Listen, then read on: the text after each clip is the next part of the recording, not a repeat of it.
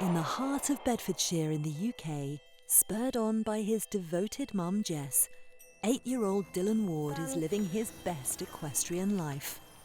Horses are his unending passion, and every precious moment spent with his equine friends provides a boost during his brave battle against bone cancer.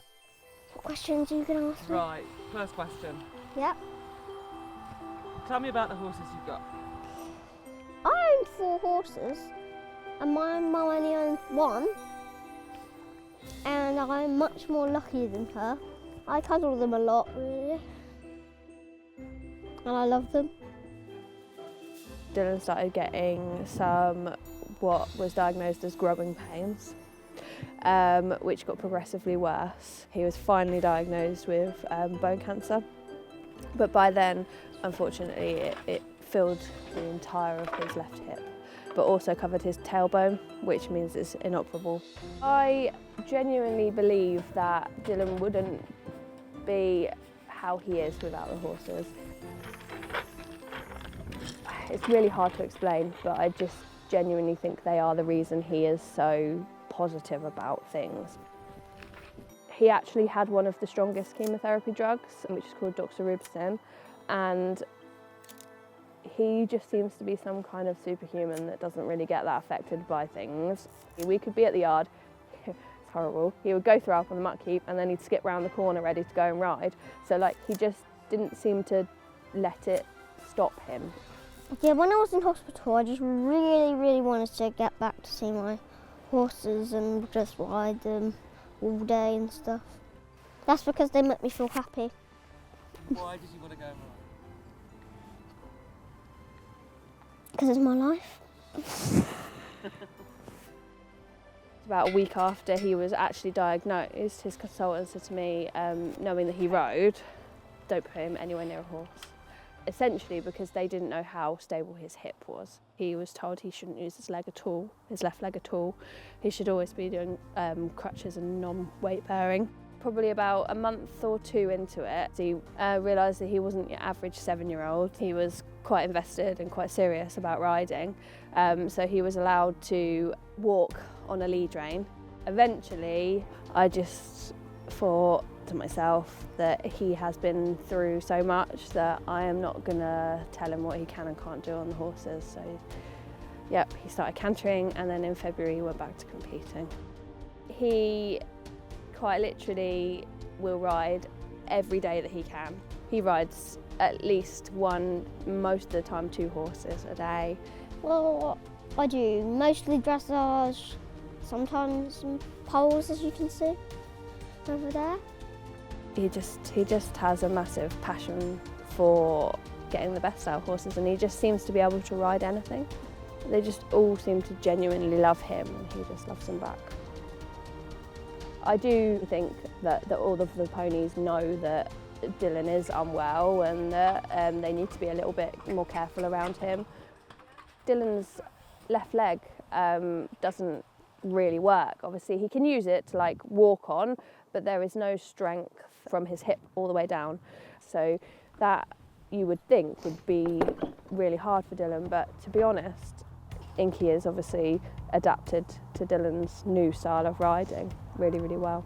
Inky has been Dylan's main riding horse. Inky is a Welsh, and he's 12 too, and he's 13 years old. We're going to ride him and go and try some poles, aren't we? He's a very good boy. Oh, Inky just moved a bit. He looks after me. When I'm with him, I feel really good. He makes me feel happy. He is my best friend. He decided he was going to set his sights on trying to do some dressage, and to be honest, Inky wasn't really what you would typically think was a dressage pony at that point, but he's worked incredibly hard. He's not had any help from any adults. I don't really do very much work with the horses on the ground, mainly because Dylan wants to ride them every day. So yeah, it's all his hard work put into Inky, and most of it for the proper schooling has been while he's been poorly as well. Forward, tap on his bum. That's it. Like any other ambitious equestrian, much of Dylan's time is spent travelling the country to competitions, and today he's taking part in the British Dressage Associated Championships event at Bury Farm Equestrian Centre in Buckinghamshire. Inky and me, we do dressage like pretty much every weekend, and we practice like every day of the week. He's qualified for quite a few championships. He did the Bury Farm Unaffiliated Championships last weekend, and he managed to win the warm-up class and come away with third in his class, so he got on the podium, which he was very excited about. But to be honest, it's not about rosettes and stuff like that. Well, I basically just come to have fun. I just come to have fun, really. I do. And he's a very good boy. Still a little bit spooky because he's a Welsh. He loves you, doesn't he? Yes, and he loves me. He's just the best. The best. To be honest, I put posts up on Instagram sometimes This is me on the board. saying that like having cancer is pretty rubbish, but actually some of the things that have come out of having cancer are pretty cool for an 8-year-old child, well, for anyone to be fair. Oh, that's Ben. It's Ben. Ben is his favourite person. We have made some really amazing friends. One of them mainly is, Dylan will describe him as his best friend, Ben Atkinson. Well, Ben Atkinson is, well, basically a stunt rider. And he's my friend. I like the competitions and the shows and also the training and just all the stunt riding. I want to be like him when I'm older. He has quite literally gone above and beyond to help Dylan.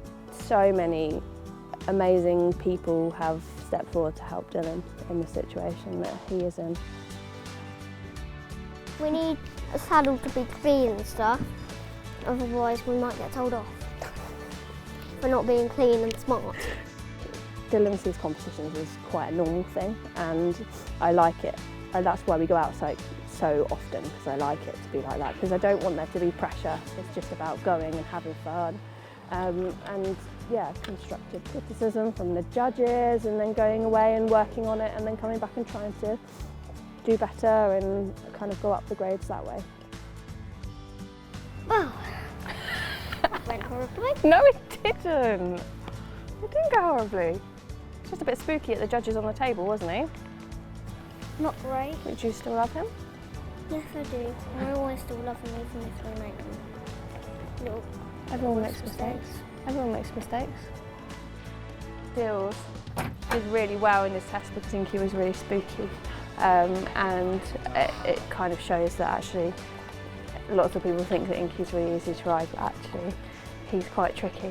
But he did really well, and he still managed to get nearly 65%. So to do that with a horse that's spooking is actually quite a feat in itself. So yeah, not as good as last weekend when he was on the podium, but it is what it is with dressage.